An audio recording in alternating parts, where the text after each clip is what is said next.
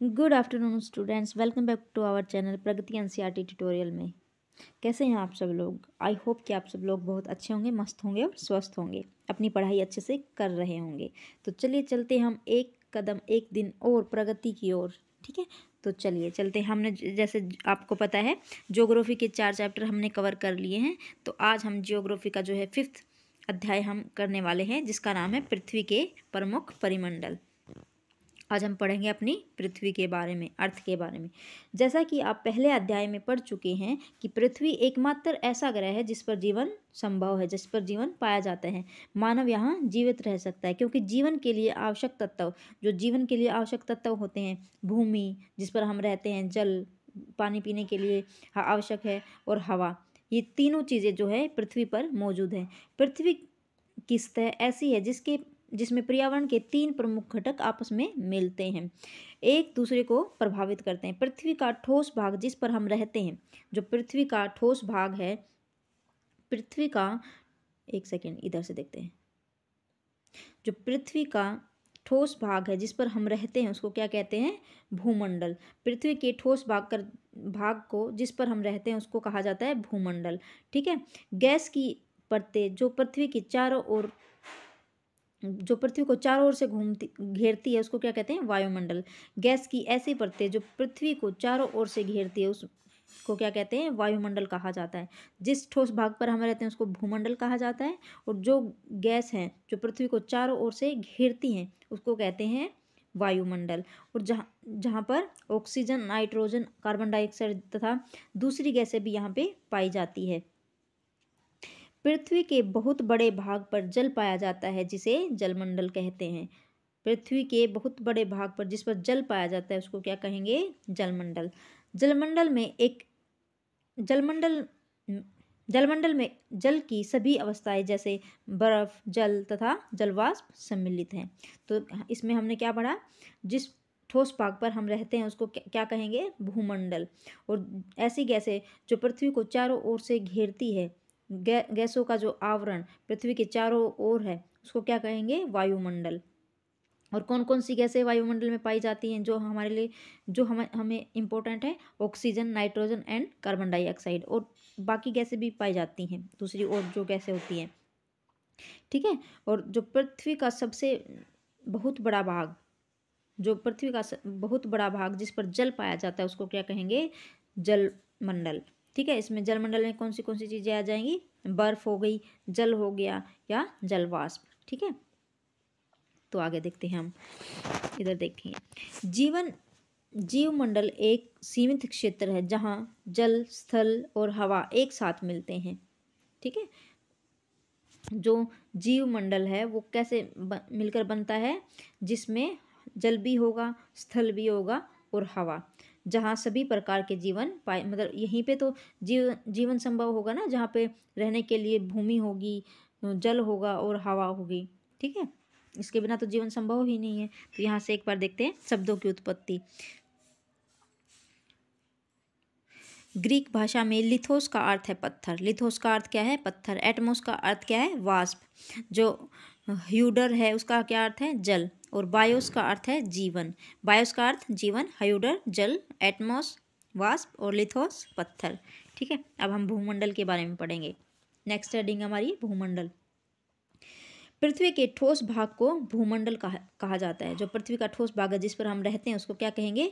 भूमंडल। यह भूपर्पटी की चट्टानों तथा मिट्टी की पतली परतों का बना होता है जिसमें जीवों के लिए पोषक तत्व पाए जाते हैं। तो जो भूमंडल वो कैसे बना हुआ है? भूमंडल हमारा कैसे बना हुआ है? भूपर्पटी की चट्टानों तथा मिट्टी की पतली परतों से बना होता है, जिसमें जो है जीवों के लिए पोषक तत्व पाए जाते हैं। ठीक है। पृथ्वी की सतह को 2 मुख्य भागों में बांटा जाता है। तो पृथ्वी की मुख्य सतह को कितने भागों में बांटा जाता है? 2 भागों में। कौन सी होती है? बड़े स्थलीय भूभाग को महाद्वीपों के नाम से जाना जाता है। जो बड़े भूस्थलीय भाग हैं उसको क्या कहेंगे? महाद्वीप, सॉरी। बड़े स्थलीय भूभागों को महाद्वीपों के नाम से जाना जाता है तथा बड़े जलाशयों को महासागरीय बेसिन के नाम से जाना जाता है। ठीक है।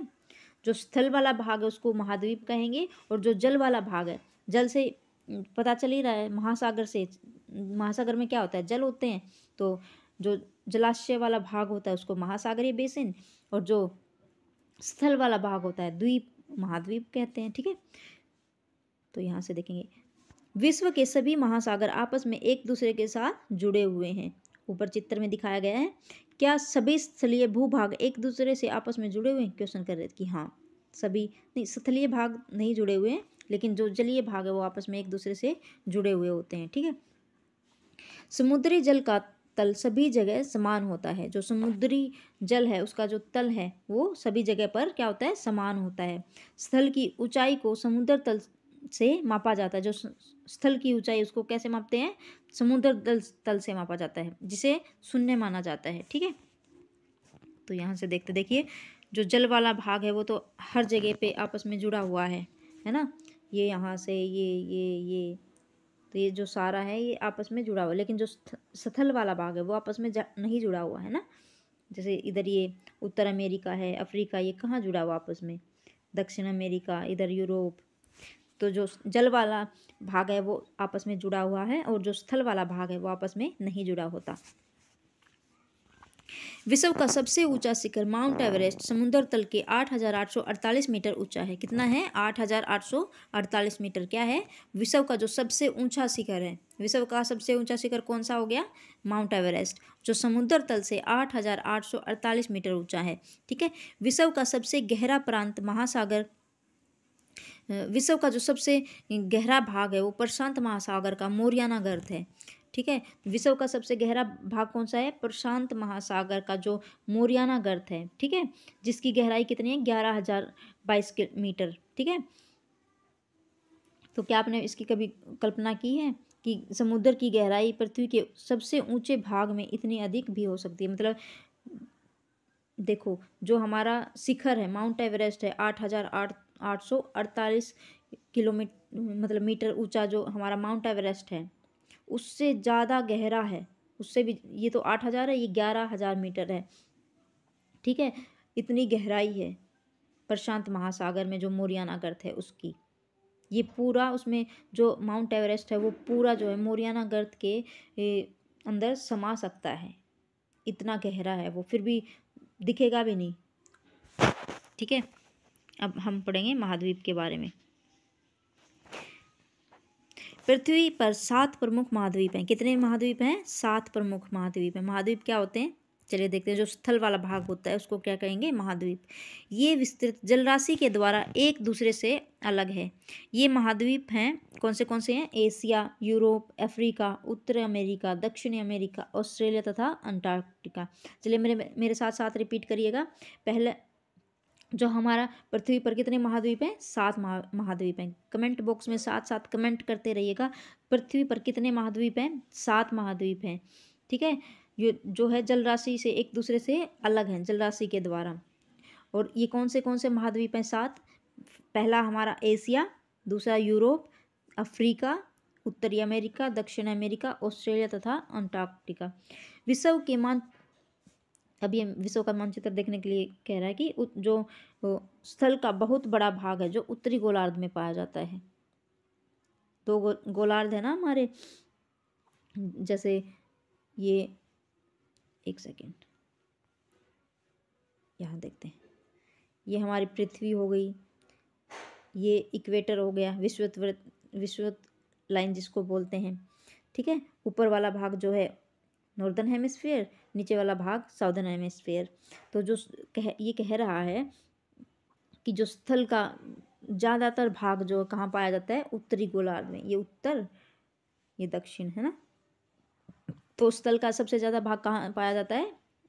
यहाँ पर, इस एरिया में, उत्तरी गोलार्ध में। ठीक है, यहाँ पाया जाता है। एशिया विश्व का, अब हम एशिया के बारे में पढ़ेंगे। एशिया जो है विश्व का सबसे बड़ा महाद्वीप है। जो एशिया है वो क्या है? विश्व का सबसे बड़ा महाद्वीप। यह पृथ्वी के कुल क्षेत्र का 1/3 भाग है। तो सबसे बड़ा महाद्वीप कौन सा है? एशिया। और ये पृथ्वी के कितने हैं? कुल 1/3 भाग में फैला हुआ है। यह महाद्वीप पूर्वी गोलार्ध में स्थित है। कर्क रेखा इस महाद्वीप से होकर गुजरती है। एशिया के पश्चिम में यूराल पर्वत और इसे यूरोप से अलग करता है। ठीक है, ये कह रहा है कि ये जो महाद्वीप है हमारा एशिया महाद्वीप है कहाँ पर है, उत्तरी पूर्वी गोलार्ध में स्थित है। और जो कर्क रेखा होती है हमारी वो इस महाद्वीप से होकर गुजरती है। और एशिया के पश्चिम में क्या है, यूराल पर्वत, जो किसको अलग करता है, यूरोप और एशिया को अलग करता है। यूरोप एवं एशिया के संयुक्त भूभाग को यूरेशिया कहते हैं, मतलब यूरोप प्लस एशिया कहा जाता है।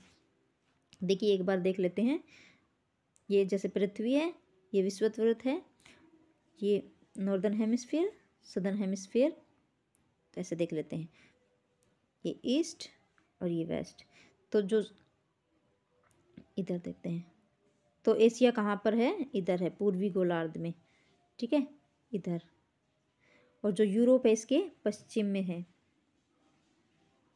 ठीक है, यूरोप कहाँ है, इसके पश्चिम में। और इनके बीच में एक पर्वत है जो यूराल पर्वत, जो आपस जैसे, एक सेकेंड ये देखते हैं, यहाँ पे ये एशिया हो गया और ये यूरोप हो गया, और इनके बीच में जो पर्वत है यूराल पर्वत, वो इनको दोनों को आपस में एक दूसरे से अलग करता है, ठीक है।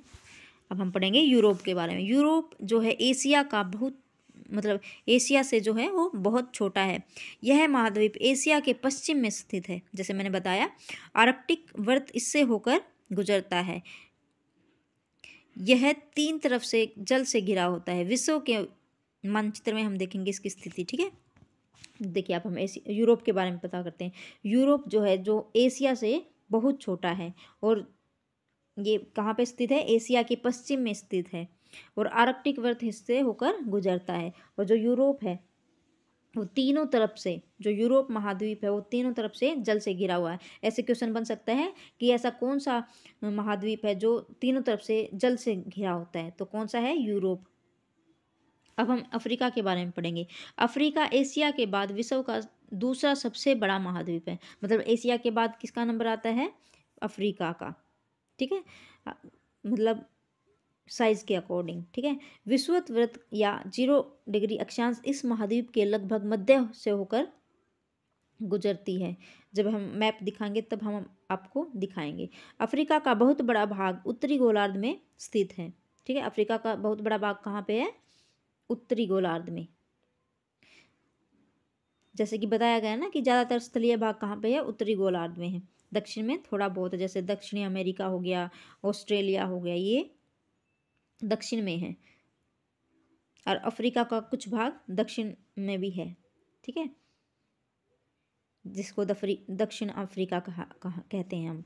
यही एक ऐसा महाद्वीप है जिससे होकर कर्क, विषुवत तथा मकर तीनों रेखाएं गुजरती हैं। तो ये क्वेश्चन भी बना हुआ था स्टूडेंट्स कि तीनों रेखाएं, जो कर्क रेखा है, विषुवत और मकर रेखा, तीनों रेखाएं कौन से मतलब महाद्वीप से होकर गुजरती हैं, तो अफ्रीका एक ऐसा इकलौता महाद्वीप है जिससे यह तीनों रेखाएं होकर गुजरती हैं। कौन सी, कर्क रेखा, विषुवत रेखा और मकर रेखा, तीनों रेखाएं अफ्रीका महाद्वीप से होकर गुजरती हैं। सहारा का रेगिस्तान विश्व का सबसे बड़ा गर्म रेगिस्तान है जो कि अफ्रीका में ही स्थित है। जो सहारा का रेगिस्तान है, जो 3 रेखाएं हैं, नहीं, यहाँ से देखो, जो सहारा का रेगिस्तान है वो विश्व का सबसे बड़ा और गर्म रेगिस्तान कहाँ पर है, अफ्रीका में। यह महाद्वीप चारों तरफ से समुद्रों एवं महासागरों से घिरा है। कौन सा महाद्वीप, जो ये अफ्रीका महाद्वीप है, यह चारों ओर से समुद्रों और महासागरों से घिरा होता है। आप देखेंगे कि विश्व की सबसे लंबी नदी, जो विश्व की सबसे लंबी नदी है, नील नदी, यह भी अफ्रीका से होकर गुजरती है, ठीक है। तो मानचित्र में जब हम देखेंगे तो जो कर्क रेखा, मकर रेखा तथा विषुवत वृत्त, इसके किन किन भागों से होकर गुजरती है वो चीज़ बताएंगे, ठीक है। तो अफ्रीका महाद्वीप के बारे में क्या है, जो अफ्रीका महाद्वीप है वह विश्व का एशिया के बाद दूसरा बड़ा महाद्वीप है, जो 0 डिग्री अक्षांश पर महाद्वीप के मतलब बिल्कुल मध्य से होकर गुजरती है। इस महाद्वीप के, जो अफ्रीका महाद्वीप है वो सब, उसका ज़्यादातर भाग कहाँ है, उत्तरी गोलार्ध में स्थित है, ठीक है। यही एक लौता ऐसा महाद्वीप है जिसके से होकर तीनों रेखाएं, कर्क रेखा, विषुवत रेखा, मकर रेखा, ये तीनों रेखाएं इसी से होकर गुजरती हैं। और इसमें जो सहारा का रेगिस्तान है वो विश्व का सबसे बड़ा गर्म रेगिस्तान है, वो भी कहाँ है, अफ्रीका में स्थित है। और जो नील नदी है, विश्व की सबसे लंबी नदी है, वो भी इसी महाद्वीप से होकर गुजरती है। ठीक है, और यह महाद्वीप जो है चारों तरफ समुद्रों और महासागरों से घिरा होता है।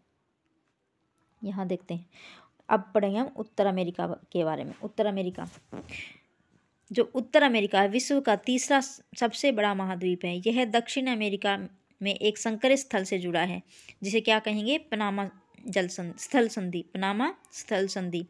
उत्तर अमेरिका विश्व का तीसरा सबसे बड़ा महाद्वीप है।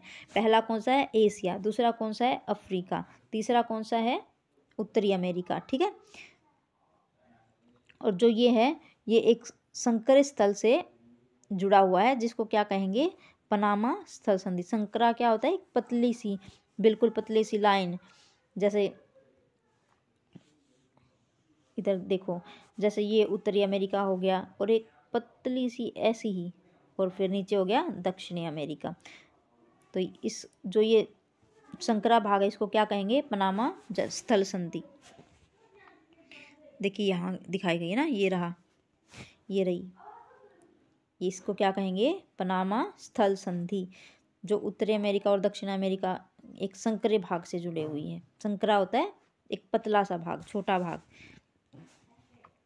यह महाद्वीप पूरी तरह से उत्तरी एवं पश्चिमी गोलार्ध में स्थित है। यह महाद्वीप 3 महासागरों से घिरा होता है।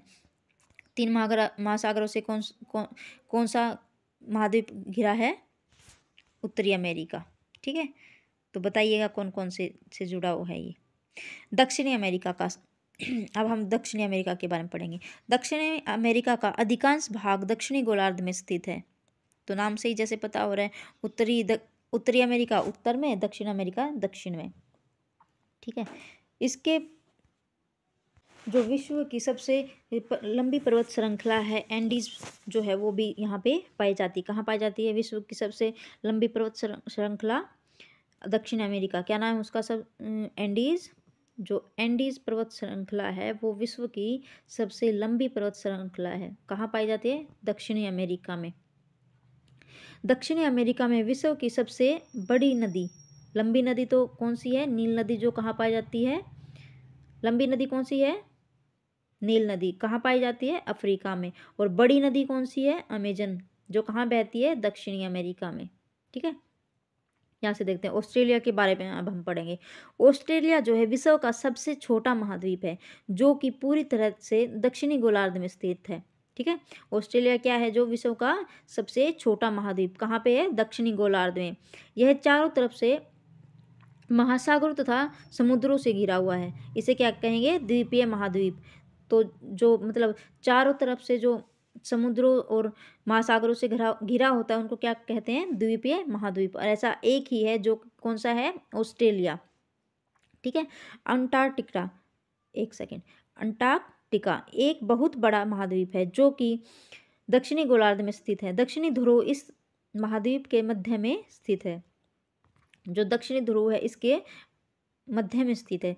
चूंकि यह दक्षिण ध्रुव के क्षेत्र में स्थित है, इसलिए यहाँ पर हमेशा मोटी बर्फ की परतें पड़ी रहती है। यहाँ किसी भी प्रकार का स्थायी मानव निवास नहीं है। बहुत से देशों के शोध केंद्र जो यहाँ पे स्थित है। कौन से, भारत का हमारा कौन सा है, मैत्री तथा गंगोत्री।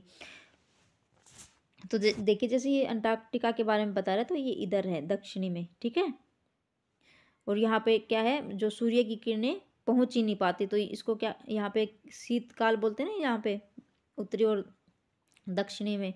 तो यहाँ पे बर्फ ही जमी रहती है। तो यहाँ पे है अंटार्कटिका।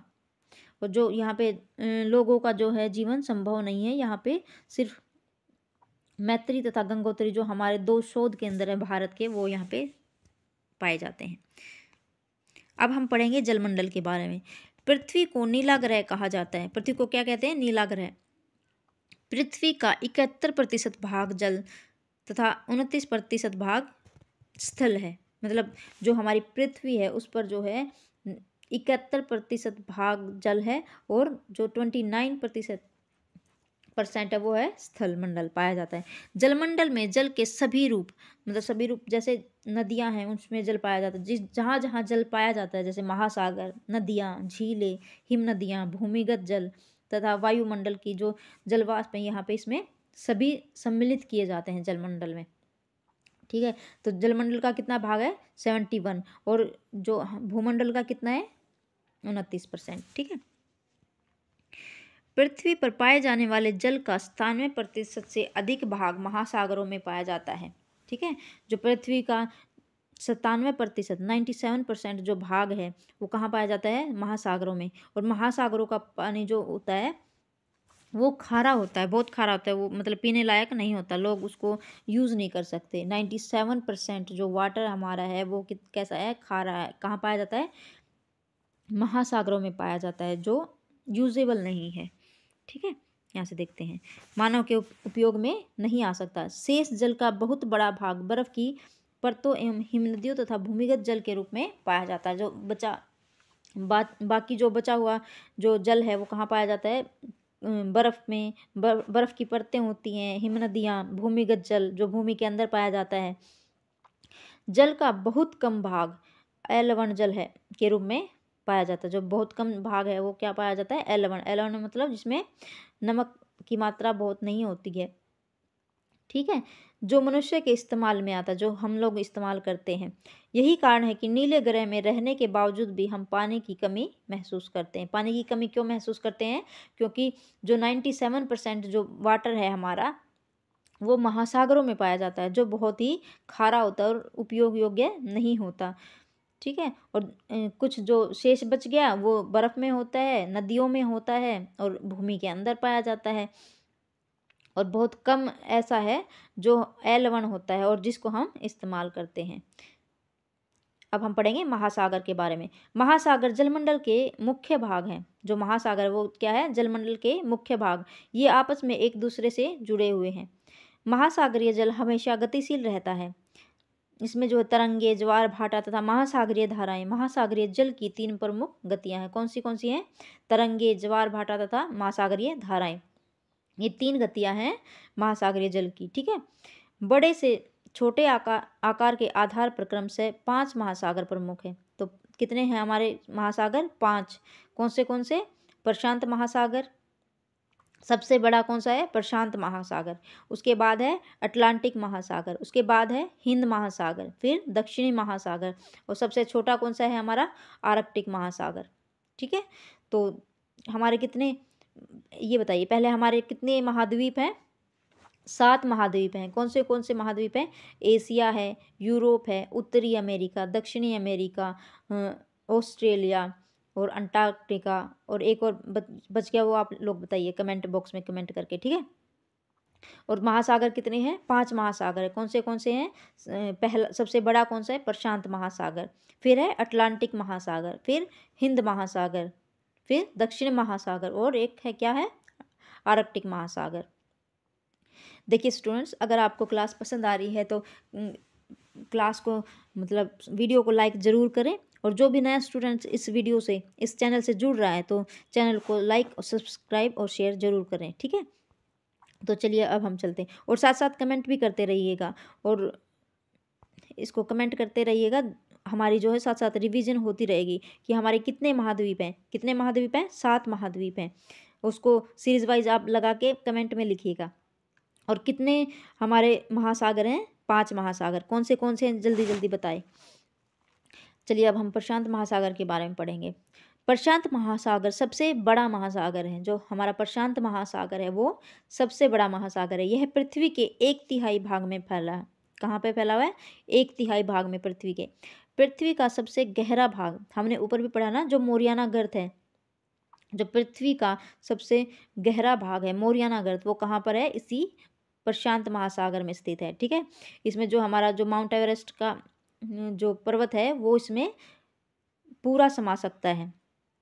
फिर भी मतलब ये और भी गहरा हो जाएगा, हो सकता है। वो 8,848 मीटर है ना, और इसकी गहराई कितनी थी, चलिए कमेंट बॉक्स में कमेंट करिए कि माउंट एवरेस्ट की कितनी ऊंचाई थी और इसकी गहराई कितनी है, मोरियाना गर्त की। हमारे प्रशांत महासागर लगभग वर्ताकार है।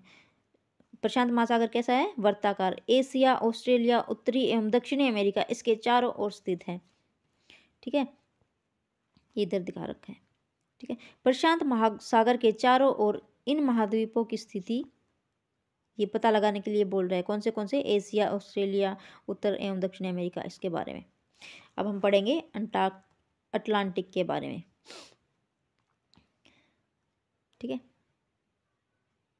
तो चलिए, अटलांटिक महासागर जो विश्व का दूसरा सबसे बड़ा महासागर है, कौन सा है? अटलांटिक महासागर। पहला कौन सा है? प्रशांत महासागर। दूसरा है अटलांटिक महासागर। यह अंग्रेजी भाषा के एस अक्षर से, मतलब एस अक्षर के आकार का होता है। ठीक है, इसके पश्चिम किनारे पर, एक सेकेंड, यहाँ से देख, इसके पश्चिमी किनारे पर उत्तर एवं दक्षिण अमेरिका है। जो पश्चिमी किनारे पे क्या है? उत्तरी एवं दक्षिणी अमेरिका, तथा पूर्वी किनारे पर यूरोप तथा अफ्रीका है। अटलांटिक महासागर की तट रेखा बहुत अधिक दंतुरित होती है। ठीक है, देखिए इधर दिखाया गया है ना, इधर देखिए, ये एक तो कैसा आकार है इसका? एस आकार का है ये। कौन सा? अटलांटिक महासागर एस अक्षर के आकार का है, और ये दंतुरित है। इसके यहाँ पे क्या होती है, जो नाव वगैरह जाती है यहाँ पे रुकने का काम करती हैं। ठीक है, तो यहाँ से देखते हैं, दंतुरित है। यह अनियमित एवं दंतुरित तट रेखा प्राकृतिक पोताश्रों एवं पतनों के लिए आदर्श स्थित है। व्यापार की दृष्टि से यह सबसे व्यस्त महासागर है। क्यों है? क्योंकि जितनी भी नाव वगैरह जाती हैं वो यहाँ पे जाके आसानी से रुक सकती हैं। ठीक है, अब हमारा तीसरे नंबर का क्या है? हिंद महासागर। हिंद महासागर ही एक ऐसा महासागर है जिसका नाम किसी देश के नाम पर, यानी अपने भारत के नाम पर रखा गया है। तो हिंद महासागर का नाम किसके नाम पर रखा गया है? भारत के नाम पर। यह महासागर लगभग त्रिभुजाकार है। इसके उत्तर में एशिया, पश्चिम में अफ्रीका तथा पूर्व में ऑस्ट्रेलिया स्थित है। ठीक है, नेक्स्ट हमारा है दक्षिणी महासागर। अंटार्कटिका महाद्वीप जो है उसके चारों ओर से घेरता है। यह अंटार्कटिका महाद्वीप के उत्तर की ओर 60 डिग्री दक्षिण अक्षांश तक फैला हुआ है। देख लेंगे एक बार दोबारा, जो दक्षिणी महासागर है वो अंटार्कटिका महाद्वीप को चारों ओर से घेरता है। ठीक है, यह अंटार्कटिका महाद्वीप के उत्तर की ओर से 60 डिग्री दक्षिणी अक्षांश तक फैला हुआ है। आर्कटिक महासागर उत्तर ध्रुववर्त में स्थित है। जो आर्कटिक महासागर कहाँ स्थित है? उत्तर ध्रुववर्त में, तथा यह उत्तर ध्रुव के चारों ओर फैला है। यह प्रशांत महासागर से छिछले जल वाले एक संकरे भाग से जुड़ा हुआ है। ठीक है, जिसे बेरिंग जल संधि के नाम से भी जाना जाता है। यह उत्तर अमेरिका के उत्तरीय तट तथा यूरेशिया से घिरा है। अब हम पढ़ेंगे वायुमंडल के बारे में। ठीक है, अब हम पढ़ेंगे वायुमंडल के बारे में। तो देखते हैं इधर, हमारी पृथ्वी चारों ओर से गैस की एक परत से घिरी हुई है। जो हमारी पृथ्वी है वो गैसों के चारों ओर से, मतलब गैसों की परत से घिरी हुई है, जिसे वायुमंडल कहा जाता है। हमने ऊपर भी पढ़ा ना। ठीक है, वायु की यह पतली परत इस ग्रह का महत्वपूर्ण एवं अटूट भाग है। यह हमें ऐसी वायु प्रदान करती है जिससे हमें सांस लेते हैं। यह वायुमंडल हम लोगों को सूर्य की कुछ हानिकारक किरणों से भी बचाता है। वायुमंडल 1600 किलोमीटर की ऊंचाई तक फैला हुआ है। कितनी ऊंचाई तक? 1600 किलोमीटर की। वायुमंडल को, उसके घटकों, तापमान तथा अन्य के आधार पर 5 परतों में बांटा गया है। कितनी परतों में बांटा गया है? 5 परतों में। इन परतों को पृथ्वी की सतह से शुरू करते हुए, जो पहली कौन सी है, इधर देखते हैं। जो पहली परत हमारी है क्षोभ मंडल, दूसरी है समताप मंडल। एक सेकेंड, यहाँ से देखते हैं, यहाँ से देख लेंगे। पहली परत हमारी कौन सी है? क्षोभ मंडल। दूसरी परत है हमारी समताप मंडल। तीसरी है मध्य मंडल। फिर है आयन मंडल और बहिर्मंडल। क्षोभ मंडल में जो है जितनी भी मौसमी घटनाएं होती हैं, तूफान, बिजली कड़कना, बादल बनना, जितनी भी मौसमी घटनाएं होती है, वर्षा, ठीक है, तूफान, ये सारी चीज़ें किस में होती हैं? क्षोभ मंडल में होती हैं। और क्षोभ मंडल मतलब सौरमंडल ही हमारे लिए जो है उचित है रहने के लिए। और समताप मंडल में क्या होती है, जिसमें मतलब हवाई जहाज वगैरह उड़ाने के लिए जो मंडल मतलब जो भी जगह होती है हवाई जहाज उड़ाने के लिए, ठीक है, ये सबसे अच्छी जगह मानी जाती है समताप मंडल, क्योंकि इसमें कोई भी मौसमी संबंधी घटनाएं नहीं होती हैं, बादल वगैरह नहीं बनते हैं, ठीक है। इनके बारे में हम आगे पढ़ेंगे। मध्य मंडल में सभी उल्काएं पिंड आकर जल जाते हैं, ठीक है, आगे पढ़ेंगे इसके बारे में। तो कौन सी हमारी हैं सतह, क्षोभमंडल, समताप मंडल, मध्य मंडल, आयन मंडल और बहिर्मंडल, ठीक है। वायुमंडल मुख्यतः ऑक्सीजन एवं नाइट्रोजन का बना होता है। वायुमंडल कैसे बना होता है, ऑक्सीजन एवं नाइट्रोजन का, जो कि साफ तथा शुष्क हवा का 99% भाग है। आयतन के अनुसार नाइट्रोजन 78%, मतलब ये बताया गया है कि हमारे जो वायुमंडल में है नाइट्रोजन कितनी प्रतिशत है, 78%, 78%, और जो ऑक्सीजन है वो है 21%, 21%, तथा दूसरी गैसें जैसे कार्बन डाइऑक्साइड, आर्गन की जो मात्रा है वो 1% है। ऑक्सीजन सांस लेने के लिए आवश्यक है, जबकि नाइट्रोजन प्राणियों की वृद्धि के लिए आवश्यक है, ठीक है। तो ऑक्सीजन कितनी है, 21% है, ठीक है, 21%, और नाइट्रोजन कितनी है, 71, नहीं सॉरी 78, और जो बाकी गैसें हैं कार्बन डाइऑक्साइड, ऑर्गन, इनकी मात्राएं कितनी है, 1% है। और जो ऑक्सीजन है वो हमें सांस लेने के लिए आवश्यक है, और जो नाइट्रोजन है वो हमारी वृद्धि के लिए आवश्यक है।